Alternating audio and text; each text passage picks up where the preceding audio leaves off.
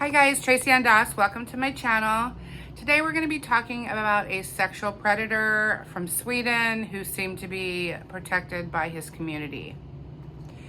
The documentary is called Quiet in Class. It's an HBO 3-part documentary. And before we get into it, I wanted to mention that today's video is for entertainment purposes only. So please like, share, and subscribe and help me build my community.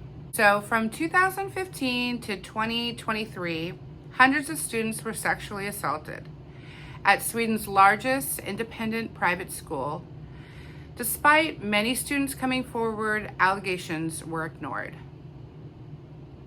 In 2017, the first warning occurred. Multiple students entered the principal's office. They let the principal know they believed that this man, the recreational director, was looking at photos of their breasts and their butts, and the principal reprimanded them for barging into his office and letting him know he didn't believe them. He trusted his colleague, and he didn't want to hear of this issue ever again. 15 more victims came forward in the child pornography scandal at the English school in Karlstad, Sweden. 167 girls were assaulted. Many of the girls had heard about the allegations, but had no idea that they were involved. This is a huge betrayal of these kids. They were supposed to be protected and trust the school was going to stand up for them. But the administration just covered it up.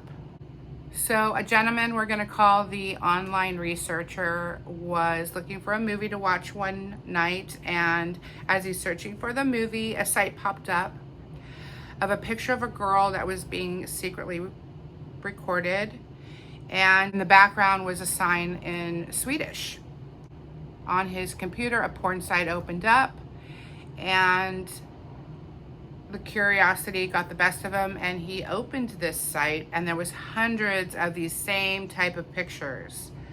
Now, a vast amount of people that participate in this kind of behavior, the victim knows, and they trust them, and they're unaware that these pictures are being used in such a way. So this man, the online researcher, continues to look into this matter and discovers the exact place the pictures are taken is the English school in Karlstad. This is supposed to be a safe place where these children could thrive. This is often the case in predatory situations, that the perpetrators provide a false sense of security. It's part of the grooming process. These perpetrators know what they're doing is wrong, so they seek out like-minded people sharing their pictures and videos to feel a part of a community. They tell each other things like, "Have you any new or old yummy pictures?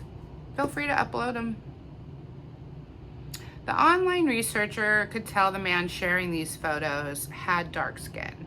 He looked through the website of the school, faculty photos, and determined it was the recreational director, the man responsible for monitoring the kids, playing with them, talking to them, and making sure they felt safe at school.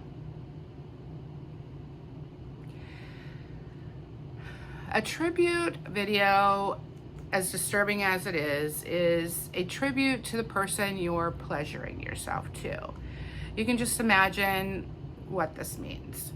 This is a very popular thing in these circles and quite disturbing to the average-minded person.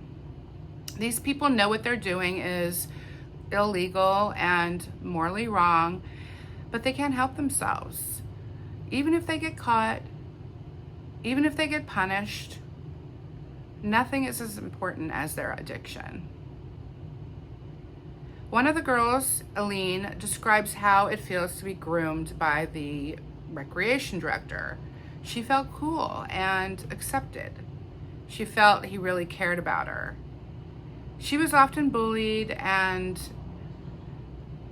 she appreciated and cherished the special attention. This is common of a groomer to seek out the unpopular and vulnerable kids. The rumors began to spread that he was strange and that he often said inappropriate things, talking about the girls' private parts. He always walked around with his phone facing out at his side, thinking no one could tell what he was doing, but everybody could tell what he was doing. Every year, the students fill out a survey. In 2020, the students spoke out about how uncomfortable they were with this man, but nothing was done. Nobody protected these kids. The school administrators were required to report this, but they didn't. They just ignored the situation. The online researcher reached out to local newspaper in Karlstad. He gave a tip that the employee of the English school in Karlstad is secretly taking inappropriate pictures of the students and spreading them around on the internet. He told them he could provide links, and July 21st, the paper received the anonymous tip. They reached out to the school and they received no response. And without being able to corroborate the story, the story went dead. In 2020, the online researcher sent the same copy to the principal. But the principal had very little power at that school. The student health director seemed to be far more powerful. She had more direct contact with the students and the parents, and they all seemed to really like her. One of the girls from the school and her parents were working on a project together at their home with the health director. The youth recreation director's name came up by the young girl. She mentioned his inappropriate behavior and that she and the other students felt really uncomfortable. The health director, she laughed. She said she loved him and he was really good with kids. The students never felt the administration listened to them. They felt very unheard. The online researcher became increasingly annoyed that nobody was taking his information seriously, so he reached out to the perpetrator. And that's when the story gets increasingly ominous. He told him to delete everything online, and the perpetrator started to, and this made the online researcher feel very powerful. One day, one of the students realized the recreation director lived across the street from her and was staring at her and her friend. So she told her dad, and he called the school, and nothing was done. So he called the health director, and she laughed at him and said, he's just tending to his plants. The administration was very defensive and often warned the students and the parents not to speak out about any of this. The health director was then promoted to vice principal.